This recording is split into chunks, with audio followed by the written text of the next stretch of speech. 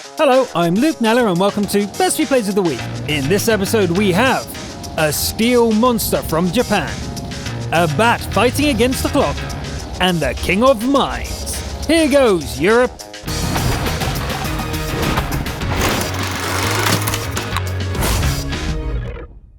Let's begin with our Confederate Ramandra and their T-71 light tank.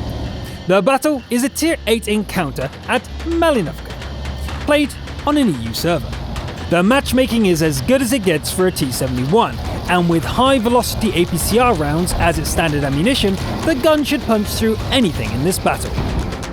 The horizon is brimming with targets, so our hero gets busy helping their crews breathe easier.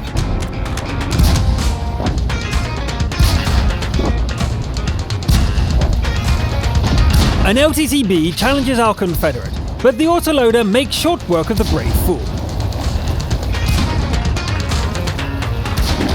Okay, where's the rest of them? Ramandra rolls out, only to reverse back quickly when the question gets answered. The T-71 gives out better than it takes, but this tank isn't built to trade fire with anybody. All fixed, let's go!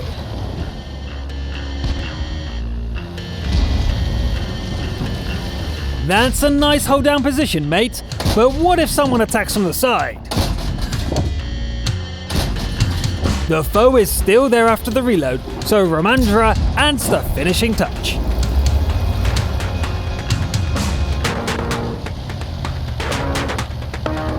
An IS-6 gives chase, and our champion drills it full of holes. It looks like the Reds are starting to run out of vehicles. With a lack of targets, the battle seems to stall for a while, but eventually the Reds make a break for it. Attempts at long range don't accomplish much, but it's all about finding a good position.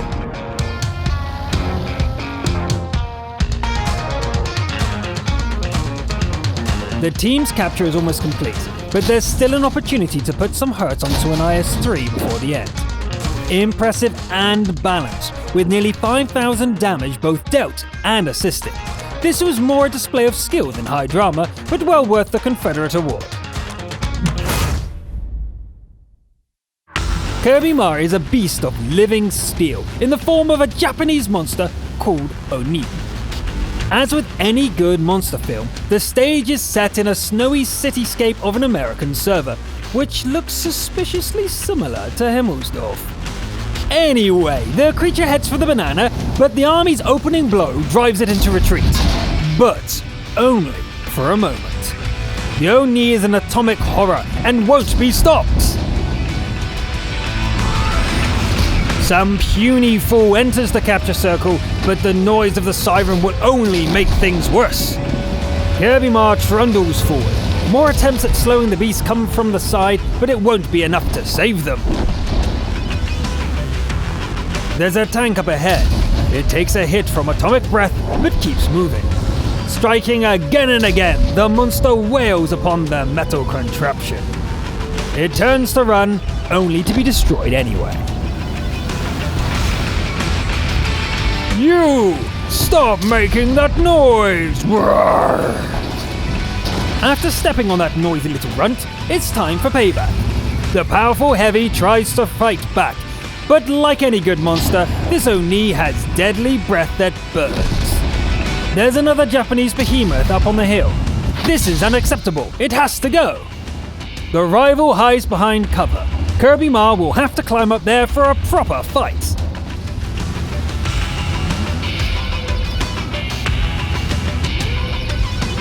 Some strange little machine gets in the way though. Although it's easily swatted aside, it gave our monster an idea. Surely the wailing of the siren will bring the rival monster out of hiding as well. What a cunning plan! Unfortunately, the defenders of this story are even more cunning, and Kirby Mar lumbers straight into their trap.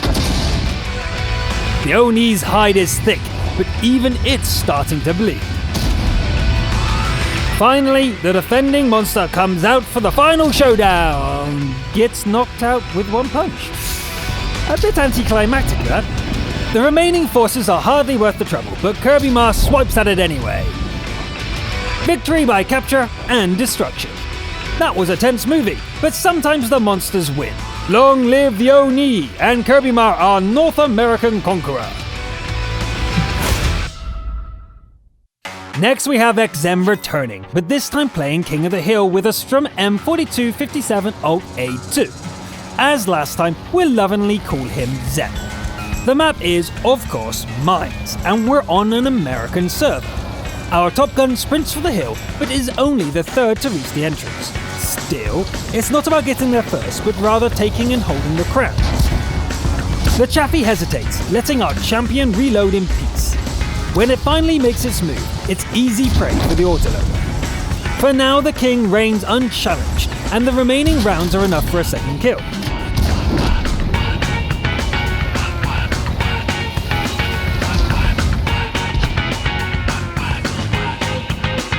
A camping TD seems to believe it's in cover. It is sadly mistaken. The KV-1S doesn't worry about the King of the Hill either. That kind of arrogance gets you clipped down. Speaking of arrogance, maybe the king shouldn't be quite so bold when waiting for the reload. There are no targets in sight, so their majesty relaxes with a spot of rock climb.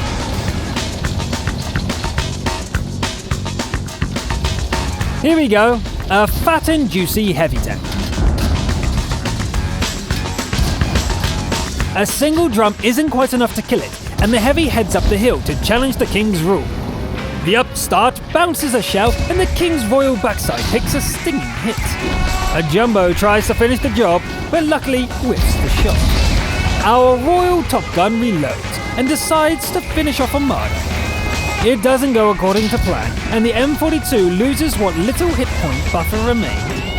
The Reds are well in the lead, and our champion is almost dead with only 5 kills. This doesn't look good. The jumbo comes forth, and the king has to defend the hill. That makes Top Gun at least. Finishing off the Jackson is easy and painless, but a camping Wolverine proves elusive.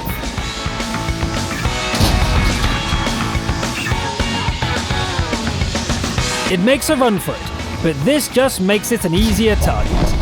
A Swedish TD comes to claim the crown, and the king doesn't have the HP to face it head on. The standoff is tense, but the pretender doesn't know about the king's loyal subjects. Off with his head! 2 versus 3 is much better, especially as it soon turns into 2 versus 2. We think the last red tank is tooling about on the island. It's hard to imagine what its plan was, but honestly, the king doesn't care. All that remains is flushing out the arty. The king's huntsman drives it into view, and their majesty pulls the trigger. Good game. 12 kills, a respectable amount of damage, and a magnificently stubborn defense of the hill. What more could we ask? Hail to the king, baby.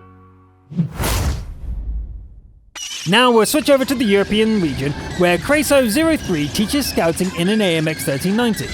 Wait, Craso03 was a scout in Season 2, last time teaching us how to do it in a VK2801 on Abbey.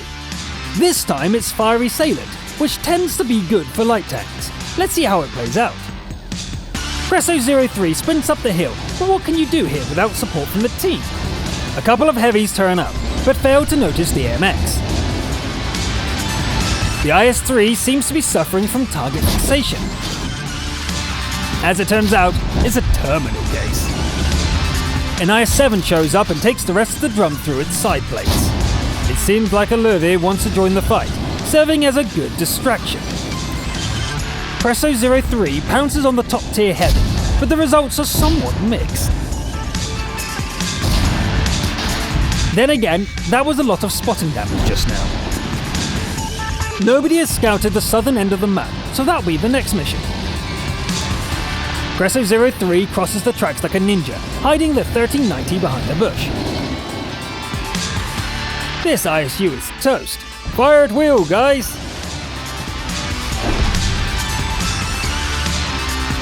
That IS-7 is still up on the hill, but not for long. Some Reds remain unspotted, camping near the corner of the map. Assaulting that position would be difficult, but look what happens when Craso03 lights one of them up.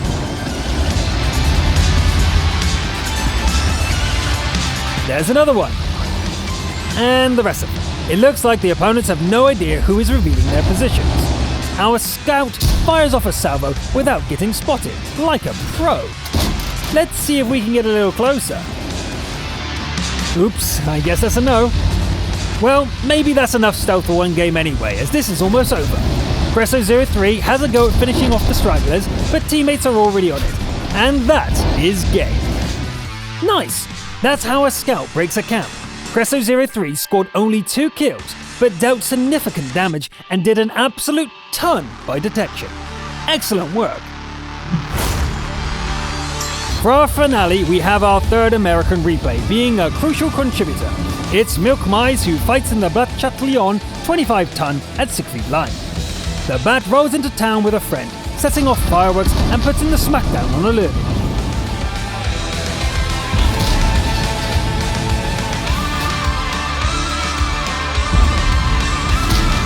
There's nothing much going on in the city centre, so Milk Mize goes looking for trouble.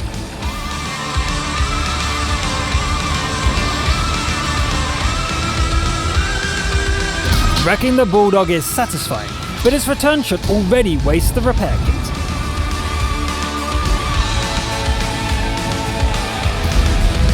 Yati goes down in seconds, and the spare shell puts a nice dent into an S-tank. Quickly, the pair of bats heads back to town, wading straight into battle.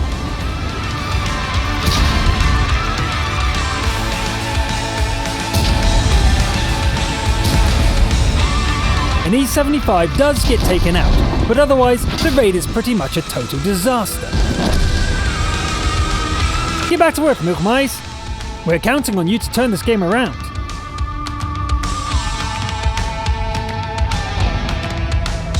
Taking out a second SPG is a good start, but remember the S-Tank? It remembers you. There aren't enough rounds in the drum to kill the TD, so it's best to cut its track and run.